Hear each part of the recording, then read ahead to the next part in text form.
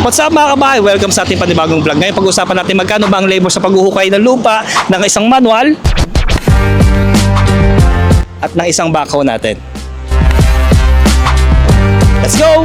So example natin mga kabahay, ang bahay mo ay may 300 square meters lot area, yung pinakalupa na. So ang average yan ay meron niyang 20 to 30 footings na pwede nating mahukay doon sa buong property mo.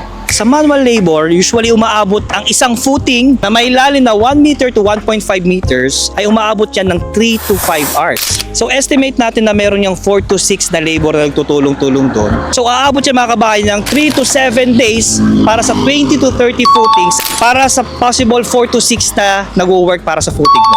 So ang average salary ng mga workers natin is 700 to 900 pesos per day.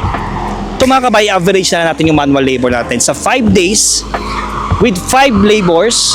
So ito ay aabot ng 17,500 pesos to 22,500 pesos sa kabuuan ng 20 to 30 na footing sa 300 square meters mong lupa. So yan mga kabay, makikita natin parang medyo mura siya. Pero again, consider din natin yung dahil manual siya, may mga possible inconsistencies dun sa paghuhukay natin, possible delays natin dahil hindi naman lahat super sipag. Magtrabaho ka. So usually pag ganito katirik yung araw, medyo bumabagal yung ano natin. So itong computation natin ay average at medyo conservative computation pa. Okay. So mga kabahay, balik pa rin tayo. 300 square meters pa rin tayo na may 20 to 30 footings pa rin tayo. Pero ngayon, naka-backhoe na tayo. So nabanggit natin kanina yung timeline ng manual. So sa backhoe naman, kaya nito ng isang araw lang. Hindi nga! Kaya itong hukayan yung 20 to 30 na footings ng bahay mo sa loob lang ng average sa 4 to 6 hours. Tama? 4 to 8. Sorry. Kaya niyang hukayan yung 20 to 30 footings mo sa loob lamang ng 4 to 8 hours. Kaya sa isang araw, kayang-kayang tapusin agad. Ang galing! Ang galing! Kaya nga lang, ang cost nito ay 1,800 to 2,500 pesos per hour. Yun. So i-average natin yung cost na 1,800 to 2,500 into 2,100 pesos per hour na lang. So ang cost ng mga kabahay ay 12,600 pesos versus sa kanina naalala nyo sa manual na medyo umabot tayo ng mas matagal na time pero 17,500 to 22,500 pa yung total na magagastos natin.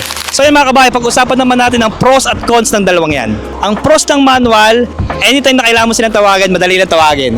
Katulad yan. So maganda dito mga kabahay, may mga location tsaka property kasi na medyo masikip ang daan, so mahirap puntahan ng mga heavy equipment. So kapag naka-manual lang tayo, anytime, kaya silang papuntahin tsaka makapag-start ka agad maghukay. So mas mabilis yung mobilization ng manpower natin, di ba? Opo. Isa pa sa mga pros nito ay hindi mo kailangan ng malaking upfront payment sa kanila dahil sila naman ay bale tsaka sweldo lang, di ba sir? Opo. Magkano bale mo sir? 500. 500? Pwede na! Mabait. Yung iba kasi 1K eh. 500 lang. Okay. So usually kasi sila ay bale tsaka sweldo. So nangyayari yun pag Wednesday, yung bale natin and Sabado yung sweldo. So magkano sweldo mo sir? 3,000. So ngayon sir, ang pag-uusapan naman natin is yung cons ng manual ng paghuhukay ng lupa. So ano tingin mo isa sa mga cons niyan? Ano? Mabagal, no? Opo. Paghuhukay. Tigas. Usually kapag sabi ni sir, kapag matigas daw yung lupa, talagang napakahirap niya sa manual, no? Tapos nakita naman natin yung comparison kanina na 3 to 7 days talaga ang manual versus sa 1 day lang nito. So medyo mas maraming paswelduhin, no sir? Mas matagal talaga siya kapag manual labor. Possible din sir na tumaas yung labor cost kapag mas matagal. Kunyari yung 3 to 7 days na yun ay hindi pa natin natamaan. So umabot pa siya ng 10 araw or 12 hours. So yung every extension na yon medyo mas costly talaga siya kapag sa manual.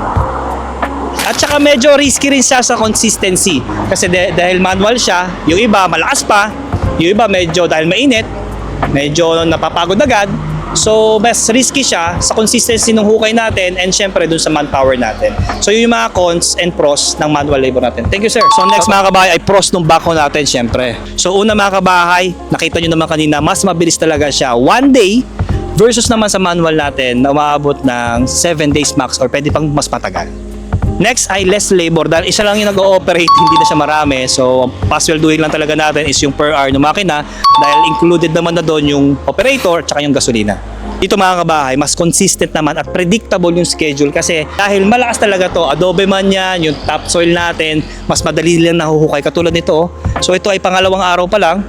So dahil siya ay makina at malakas talaga, baliwala yung mga lalim na yan. Mas malakas siya at mas consistent yung kanyang power.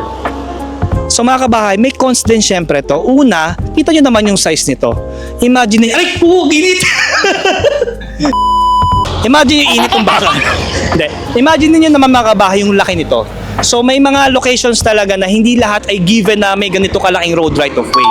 Meron tayong mga bahay, streets na hindi accessible sa mga trucks kasi ito yung binubuhat nila. Mga kabahay, iba pa yung bumubuhat dyan. Mas malaki pa dapat, syempre, yung bubuhat dito. So, imagine mo yun. Kasi hindi mo siya pwedeng i-SLEX. Hindi mo to pwedeng expressway or idaan sa mga roads natin, lalo sa mga subdivision, private subdivision, executive subdivisions. So, ito ay binakarga talaga ng mga malalaking trucks natin. Tsaka kailangan niya talaga ng malaking space. Yung 3 meters na sakto, medyo hindi pa kakaya. Kaya medyo mahirap siyang dalhin papunta sa site project natin. So isa pa sa cons ito mga kabahay ay mataas rin yung upfront niya, yung pangunang bayad. Dahil ito usually ay kinocompute na kagad nila yung location, titignan nila yung project site mo. So makikita kagad nila kung ilang hukay, ilang oras mo siya pwede nga, ang init, ilang oras mo siya kailangan gamitin, computed na nila yon. So they usually ask for down payment. So yun, yung unang bayad na yon, malaki talaga compare naman sa manual natin na usually pwede silang bale tsaka sweldo lang per week. So yun mga kabayan, pinag-uusapan pala natin ay yung paghukay ng lupa, yung possible labor cost natin tsaka yung cost ng backhoe natin. Nag head-to-head comparison lang tayo. Pero marami pa tayo i-consider na mga susunod na progress ng paghuhukay na yan. Una, yung pagtatapon ng lupa. Again, swerte tayo kung yung nahukay natin ay ika-cut and fill lang natin sa mismong property. Ibig sabihin, yung cubic meter ng lupa na yon ay i-fill lang natin somewhere doon sa lupa na rin yon. Maganda yon, walang problema. Pero pag ang property mo ay kailangan tanggalin talaga yung lupa, iba pang usapan yon. Kasi itatapon pa yung lupa, may truck pa yan na kailangan, yung magkakarga ng lupa sa soil. So ngayon mga kabahay, ito ay mabilisang comparison lang para somehow meron tayong numbers between doon sa manual tsaka sa nagbabako. So yun lang mga kabahay, and thank you for watching and see you sa next vlog natin. Paalam!